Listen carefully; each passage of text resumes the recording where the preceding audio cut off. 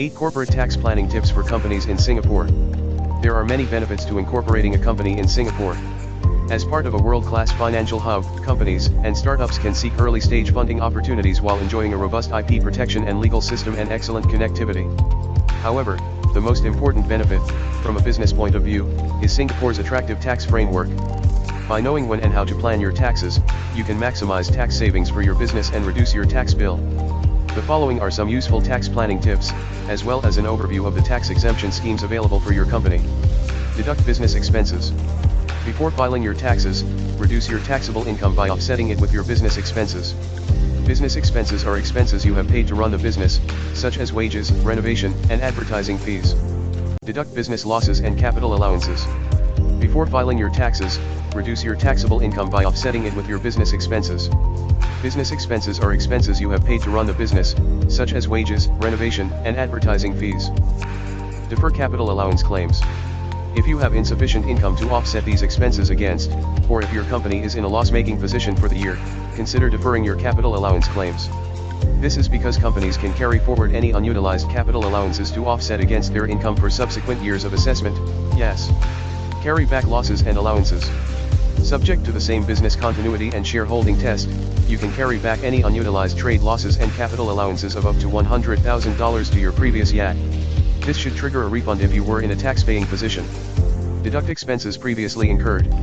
Before earning your first dollar of income, you are likely to have spent on operating necessities such as rental and utilities. However, strictly speaking, expenses incurred before a business commences its operations are not tax deductible as they are not seen to be incurred in the production of income. Know your tax exemptions. If you are a new startup, you can reduce your company's tax burden by tapping on Singapore's tax reliefs and exemptions. Under the tax exemption scheme for new startup companies, for instance, the first $100,000 of your chargeable income is tax-free. Except for investment holding and property development companies, this scheme is applicable for the first 3 consecutive years of all newly incorporated companies. Leverage the partial tax exemption.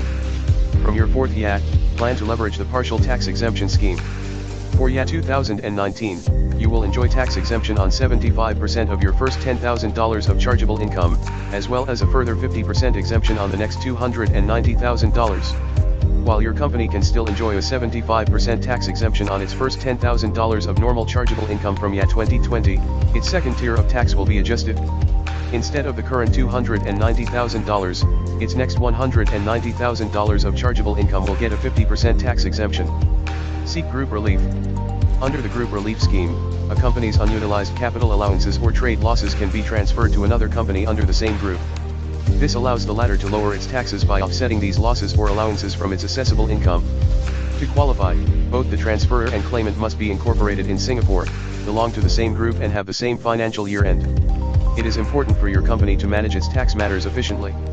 At Corporate Services Singapore, we offer a complete suite of corporate secretarial services, from outsourced accounting to audit and taxation services. Our highly experienced tax specialists will work closely with you to optimize your taxes and keep your business tax compliant.